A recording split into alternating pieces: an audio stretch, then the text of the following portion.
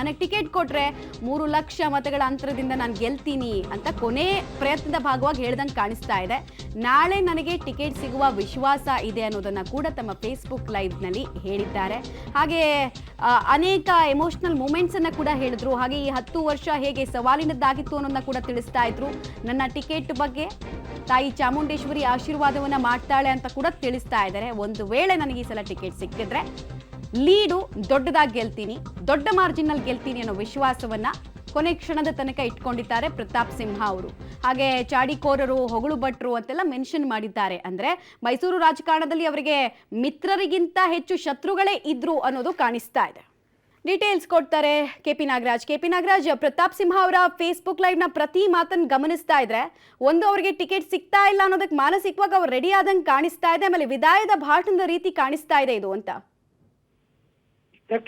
ಮಮತಾ ಅದೇ ರೀತಿಯಾಗಿ ಕಾಣಿಸ್ತಾ ಇದೆ. ಒಟ್ಟು 44 ನಿಮಿಷಗಳ ಫೇಸ್ಬುಕ್ ಲೈವ್ ಇದು. ಈ ಒಂದು ಲೈವ್ ಅಲ್ಲಿ ಬಹುತೇಕ ಒಂದು ರೀತಿಯಂತ ವಿದಾಯದ ಭಾಷಣದ ರೀತಿಯಲ್ಲಿ ಪ್ರತಾಪ್ ಸಿಂಹ ಅವರು ಮಾತನಾಡ್ತಾ ಇರುವಂತದ್ದು.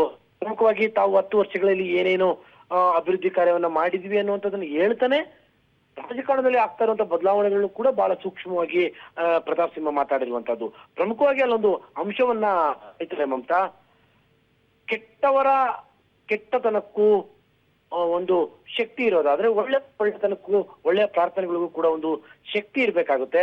ಹಾಗಾಗಿ ನಿಮ್ಮ ಪ್ರಾರ್ಥನೆ ಫಲಿಸಿ ನನಗೆ ಟಿಕೆಟ್ ಸಿಕ್ಕ ಸಂತೋಷ ಅನ್ನುವಂತ ದಾಟಿಯಲ್ಲೂ ಕೂಡ ಅವರು ಮಾತನಾಡಿರುವಂತದ್ದು. ಅಲ್ಲಿಗೆ ಬಹುತೇಕ ಅವರಿಗೆ ಟಿಕೆಟ್ ಅನುಮಾನ ಅನ್ನುವಂಥದ್ದು ಬಹುತೇಕ ಗೊತ್ತಾದಂತಿದೆ. ಈ ಹಿನ್ನೆಲೆಯಲ್ಲಿನೇ ಅವರು ಒಂದು ರೀತಿಯಾಗಿ ಜನಗಳ ಜೊತೆಗೆ ತಮ್ಮ ಭಾವುಕವಾದಂತಹ ಮಾತುಗಳನ್ನ ಆಡಿರುವುದು.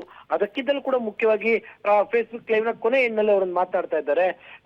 ಏನು ಅಂದ್ರೆ ಮುಂದಿನ ದಿನಗಳಲ್ಲಿ ಮೆಂಟರ್ ಆಗಿ ಕೆಲಸ ಮಾಡಬಲ್ಲೆ ಎಲ್ಲ ವಿಧಾನಸಭಾ ಕ್ಷೇತ್ರಗಳಲ್ಲಿ ಸುತ್ತಿ ಮೋದಿ ಅವರನ್ನ ಮತ್ತಷ್ಟು ಶಕ್ತಿ ಬಲಗೊಳಿಸೋದು, ಯಂಗ್ಸ್ಟರ್ಸ್ ಅನ್ನ ರಾಜಕಾರಣಕ್ಕೆ ತರುವಂತ ನಿಟ್ಟಿನಲ್ಲಿ ಕೆಲಸ ಮಾಡ್ತಾನೆ ಅನ್ನುವಂತ ಮಾತನ್ನ ಗಮನಿಸೋದಾದ್ರೆ ಎಲ್ಲೋ ಬಹುತೇಕ ಅವರಿಗೆ ಬಿಜೆಪಿಯ ಹೈಕಮಾಂಡ್ ನಲ್ಲಿ ಅಂದ್ರೆ ತಮ್ಮ ಪಕ್ಷದ ಹೈಕಮಾಂಡ್ ನಲ್ಲಿ ಆಗಿರುವಂತ ಎಲ್ಲಾ ಬೆಳವಣಿಗೆಗಳು ಕೂಡ ಅವರಿಗೆ ತಲುಪಿದಂತ ರೀತಿಯಲ್ಲಿ ಕಾಣ್ತಾ ಇದ್ದಾವೆ. ಮಮತಾ. ರೈಟ್, ಧನ್ಯವಾದ ಕೆಪಿ ನಾಗರಾಜ್ ತಮ್ಮ ಮಾಹಿತಿಗಾಗಿ.